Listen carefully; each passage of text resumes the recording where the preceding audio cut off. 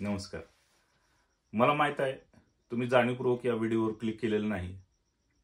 चुकून तुमच्या समोर हा व्हिडिओ आलाय. परंतु जर तुमच्याकडे भरपूर वेळ असेल तरच हा व्हिडिओ पहा.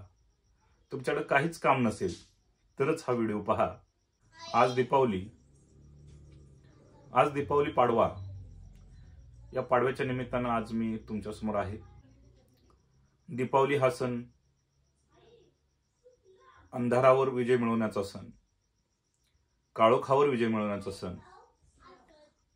तुम्ही कदाचित या गोष्टीकडे लक्ष दिलं नसेल की दीपावली हा सण नेहमी अमावस्येलाच येतो. आपण अमावस्येला भरपूर वेळा अशुभ मानतो आणि दीपावली हा सणांचा राजा. त्या दिवशी अनेक शुभ कार्य, अनेक चांगल्या गोष्टी, अनेक आनंदोत्सव आपण साजरे करतो. पण आपल्या इकडे लक्ष कधीच नसतं की अमावस्येलाच ही दीपावली असते. ठीक आहे, आपला महत्वाचा मुद्दा असा आहे की आपण हा व्हिडिओ का बघणार आहात. या व्हिडिओतून आपल्याला काय फायदा होणार आहे. आपल्याकडे जर वेळ नसेल तर नक्कीच आपण स्क्रोल करून दुसऱ्या व्हिडिओकडे जाऊ शकता. परंतु जर भरपूर वेळ आहे, करण्यासारखं काहीच नाही, विचार करून थकला असाल की काय करायचं, कसं करायचं, काहीही केलं तरी थोडे दिवस ते करता आणि ते सोडून देत आहात. निराशा वाटते मनाला, काहीच करावं असं वाटत नाही. अनेक वाईट अनुभव येत आहेत. कसलाही उत्साह मनामध्ये नाही. मन नकारात्मक गोष्टींनी भरून गेलेलं आहे. कोणी काही सांगितलं तर त्याच्यावर विश्वास बसत नाही. कोणी एखादी संकल्पना घेऊन आलं तर असं वाटतं की नाही, हे शक्य नाही. अशी जर तुमच्या मनाची अवस्था झालेली असेल तर हा व्हिडिओ पहा. कारण ज्याला पोहता येतं तोच इतरांना पोहायला शिकवू शकतो. आणि जर तुमच्या मनात या भावना असतील तर घाबरू नका. या भावना अनेक लोकांच्या मनामध्ये येत असतात. परंतु त्यांच्या हे लक्षात येत नाही की ही कोणती तरी मनाला लागलेली वेदना आहे, मनाला लागलेला विकार आहे, मनाला लागलेला तो रोग आहे. आणि हा रोग आहे असं म्हटल्यानंतर मग आपण औषधाचा विचार करतो. जोपर्यंत तुम्हाला समजणार नाही की आपल्या जी मनाची ही जी अवस्था झालेली आहे ती एक सामान्य अवस्था नसून ही एक वेगळीच अवस्था आहे. सर्वसामान्य माणसांच्या मनासारखी ही अवस्था नाही. काहीतरी वेगळं तुमच्या मनाला झालेलं आहे असा बोध तुमच्या मनाला ज्यावेळी होईल त्यावेळी तुम्ही नक्की मनाला सांगा की हा कोणता तरी रोग मला झालेला आहे. आणि रोग झालेला आहे म्हणाल त्यावेळी त्याच्या औषधावर विचार होईल. काही लोकांना हे पण माहीत झालेलं असेल की हा रोग आहे आणि हा रोग आपल्याला त्रास देतोय, हा रोग आपल्याला सतावतोय, पण याच्यावर कोणतंही औषध नाही असा तुमच्या मनाचा ठाम निश्चय झालेला असू शकतो. की आपल्याला झालेल्या या मनाच्या अवस्थेला बाहेर निघू शकणार नाही आपण यातून, असा विचार तुमच्या मनाला शिवून गेलेला असू शकतो. अशाही लोकांनी या व्हिडिओला पाहिलं तरी चालेल. बघा, आपल्या शरीरामध्ये कुठेतरी मन आहे असं आपल्याला वाटतं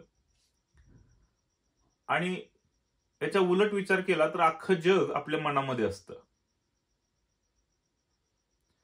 म्हणजे मनामध्ये शरीर आहे का शरीरात मन आहे, या दोन्ही प्रश्नांवर आपण विचार केला तर दोन्ही प्रश्नांचं उत्तर सकारात्मक किंवा होकारात्मक द्यावं लागतं.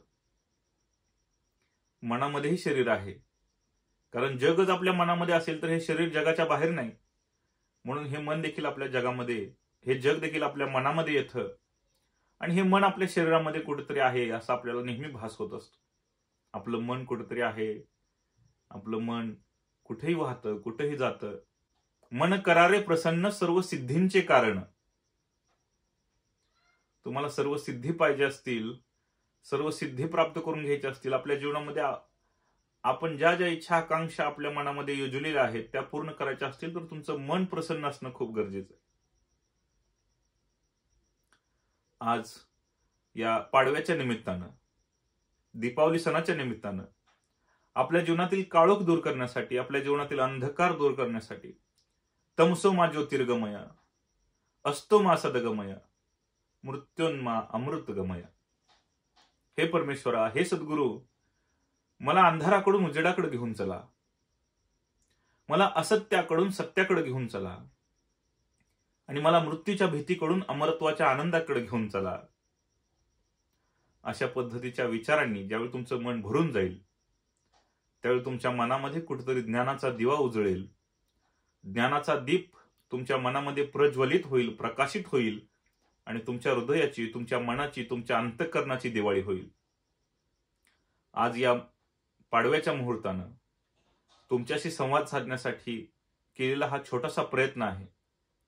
इथून पुढं छोट्या छोट्या गोष्टींवरून आपण मनाच्या संबंधानं ज्या काही गोष्टी मला रिअलाइज झाल्या, ज्या काही गोष्टी मला समजल्या, त्या गोष्टी तुमच्याशी शेअर करण्याचा प्रयत्न करीन. कारण मगाशी मी म्हटलं की ज्याला पोहायला येतं तोच इतरांना पोहायला शिकवू शकतो. जो या निराशाजनक मनाच्या अवस्थेतून बाहेर आला तो इतरांना सांगू शकतो की ही निराशाजनक अवस्था म्हणजे काय, ही नकारात्मक अवस्था म्हणजे काय, हे नैराश्य म्हणजे काय, हे दुःख म्हणजे काय, आणि त्यातून जर कोणी बाहेर आला तर कसं बाहेर यायचं असतं.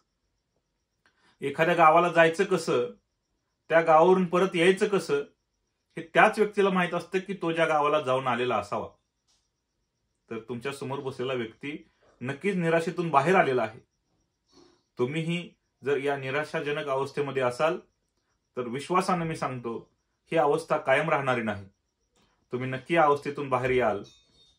आपण सोबत या अवस्थेतून बाहेर येण्याचा प्रवास करूया. तुम्हा सर्वांना दीपावलीच्या मंगलमय शुभेच्छा.